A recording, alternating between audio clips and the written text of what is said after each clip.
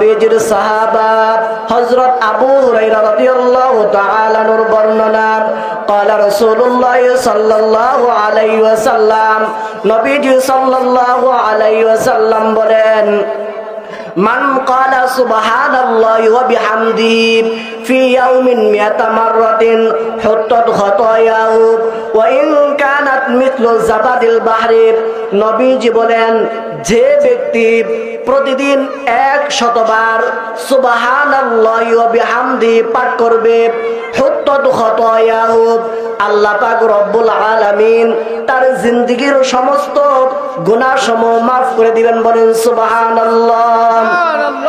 ওয়া ইন কানাত মিথলু জাবাদিল বাহরি যদিও তার গুনাহের পরিমাণ সমুদ্রের ফেনা পরিমাণ হয় আল্লাহ পাক রব্বুল আলামিন ওই বান্দার জিন্দেগীর সমস্ত গুনাহসমূহ maaf করে দিবেন। বলেন সুবহানাল্লাহ।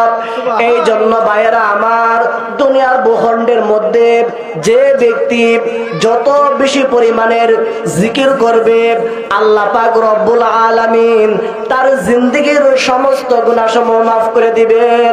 বলেন সুবহানাল্লাহ। বান্দা যখন সুবহানাল্লাহ পড়বে, আলহামদুলিল্লাহ পড়বে, আল্লাহু আকবার পড়বে, লা ইলাহা ইল্লাল্লাহ পড়বে,